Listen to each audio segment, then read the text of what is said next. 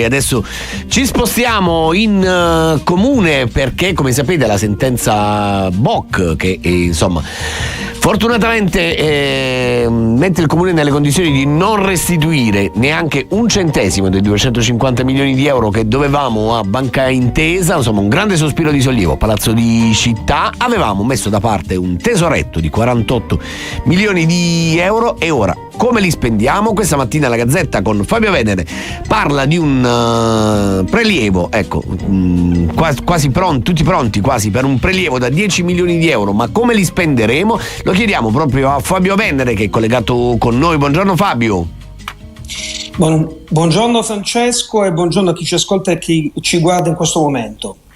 Allora, Fabio, un prelievo da 10 milioni di euro non subito. Scrivi oggi sulla Gazzetta che bisogna aspettare il rendiconto 2025, che è il 2026, che sarà insomma più o meno a aprile, credo, ma forse anche il riequilibrio che dovrebbe arrivare a luglio, quindi i tempi non sono proprio stretti, ma ecco, diciamo, a Palazzo di Città sarebbero pronti per un prelievo da 10 milioni di euro.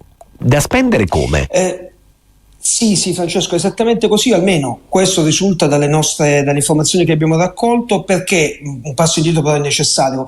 Perché noi ipotizziamo 10 milioni su 48 e non tutti e 48, perché altrimenti chi ci ascolta non comprende. Perché il Banca Intesa San Paolo ha preannunciato ricorso in Cassazione contro la sentenza di Corte d'Appello che tu prima richiamavi. Quindi evidentemente, essendoci un rischio, seppur come dicono i tecnici minimo, il Comune non può sbloccare, non può scongelare, o meglio non può rompere tutto il salvadanaio che aveva negli ultimi 15 anni messo da parte. Quindi e noi ipotizziamo, in base a quel che ci risulta, ripeto, 10 milioni. Come spenderli? Questi 10 milioni, ammesso che poi alla fine siano effettivamente tali, devono assolutamente seguire la legge che disciplina l'utilizzo del cosiddetto avanzo di amministrazione libero, perché questi soldi sono avanzo vincolato, perché appunto avevano un vincolo destinato all'eventuale soccombenza del procedimento Boc. Se si toglie il vincolo, evidentemente diventano liberi. Cerco di usare un linguaggio il più possibile accessibile a tutti. Quindi liberi si possono usare, ma non per tutti gli scopi, ovvero la legge, peraltro modificata proprio dalla finanziaria 2006 approvato il Parlamento a fine anno, prevede che innanzitutto si debbano coprire i debiti fuori bilancio, poi dare uno sguardo, perciò l'utilizzo è a cavallo fra il rendiconto e il riequilibrio, alla cosiddetta salvaguardia degli equilibri di bilancio dell'anno in corso, quindi tra il 30 aprile il rendiconto, 31 luglio il riequilibrio. E poi possono essere utilizzate le priorità, dice sostanzialmente allo stesso livello, quindi la modifica della legge non fa una classifica, per opere per investimenti e per il rimborso di prestiti e mutui. E cioè possiamo estinguere i debiti, mettiamola così, e fare interventi, una tantum. Esatto, stavo per dire proprio questo, Francesco, per spese correnti non permanenti o non ricorrenti, usa il termine che più ti piace, okay.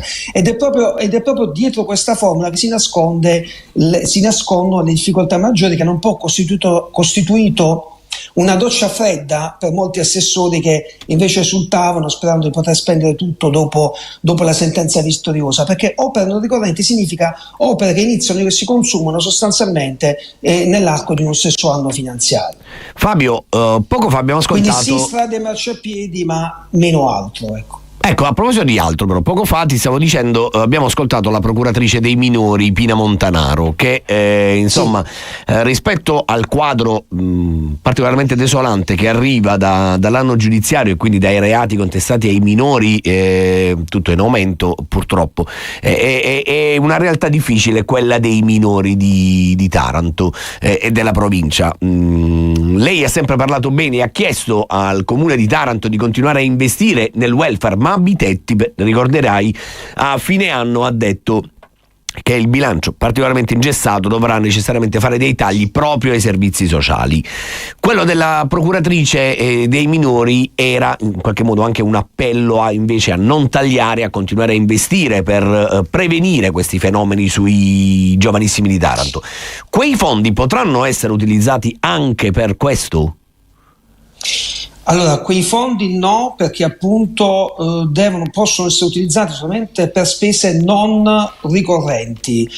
A meno che, lo scriviamo oggi sulla Gazzetta, Francesco, non si inventi, nel senso proprio tecnico del termine, cioè non si trovino delle strade alternative, quali ad esempio delle misure che, seppur finanziate con quel tesoretto, inizino e concludano la loro efficacia contabile nell'arco dello stesso anno. Ad esempio, la butto lì, ma è davvero il primo esempio che mi viene in mente, a proposito di minori, bonus per contro la dispersione scolastica nella fascia 12-16, però deve finire appunto nell'anno in corso e i margini sono stretti. A proposito dei servizi sociali, concordo con il giudizio della procuratrice, perché storicamente così, almeno negli ultimi 25 anni così è stato. Però il Comune di Taranto proprio nel 2026 sconta una difficoltà in più rispetto agli altri anni. Stanno veramente finendo, si stanno esaurendo, ormai sono in fase di rendicontazione la valanga di soldi ex Ilva, quindi quelli determinati dall'accordo del 2018 per il risanamento delle aree di Taranto, Crispiano, Statte, Massafra e Montemesola, in cui le amministrazioni precedenti avevano giustamente deciso di destinarli in gran parte proprio per il welfare.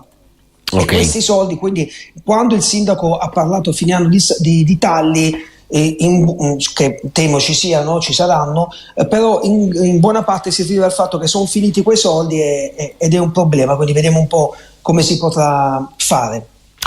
Grazie a Fabio Venere, collega di Gazzetta del Mezzogiorno, grazie per essere stato con noi, buona giornata e buon lavoro Fabio. Buon lavoro e buona giornata a tutti e a tutti.